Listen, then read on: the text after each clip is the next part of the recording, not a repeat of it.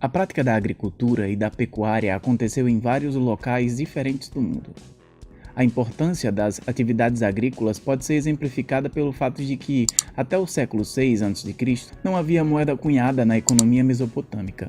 A cevada e alguns metais, como a prata e o cobre, eram utilizados como padrão de valor nas trocas comerciais. Vejamos como a introdução dessas práticas produtivas transformou a vida dos habitantes da Mesopotâmia entre 8000 e 1500 a.C. Principais povos. Na região mesopotâmica viveram diferentes povos, dentre eles sumérios, acadios, babilônios, assírios. Ao longo da história, esses povos confrontaram-se em vários momentos.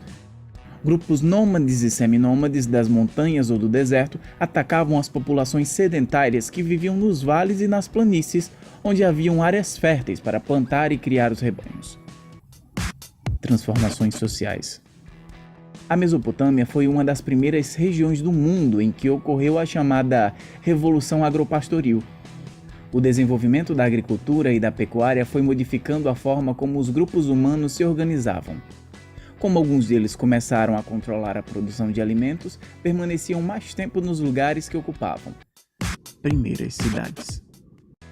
Algumas aldeias mesopotâmicas deram origem às primeiras cidades, como Ur, Nippur, Kish, Lagash, por volta de 4.000 anos atrás. Formavam aglomerados com várias construções, sendo esses casas, templos, ruas, pontes, palácios, e eram geralmente cercados por muralhas, visando a sua proteção. Dentre essas construções destacavam-se os zigurates, formado por diversos andares, cada um menor que o inferior. Um exemplo conhecido é a Torre de Babel, que, segundo a Bíblia, os filhos de Noé pretenderam construir para atingir o céu. Essas primeiras cidades continuavam muito ligadas à vida rural, misturando o espaço urbano com áreas de plantação ou pastoreio. No entanto, nelas surgiu um grande número de novos ofícios: carpinteiros, ourives, cortadores de pedra, cerâmica, pedreiros, tecelões e comerciantes.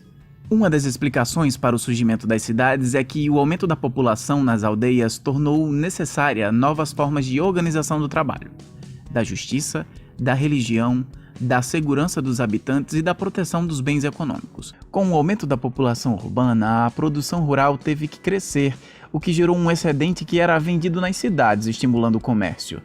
As decisões sobre a vida na comunidade passaram a ser tomadas pelos grupos mais poderosos que controlavam os templos e os palácios, ou seja, os sacerdotes e os reis. Centros de poder, os templos.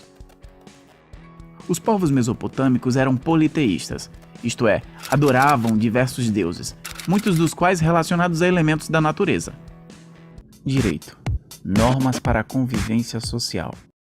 Foi na Mesopotâmia que se desenvolveram os primeiros códigos jurídicos escritos. Entre os mais antigos códigos está o Hammurabi, que em seus 280 artigos reúne normas sobre diversos temas como homicídios, lesões corporais, roubos, questões comerciais e escravidão.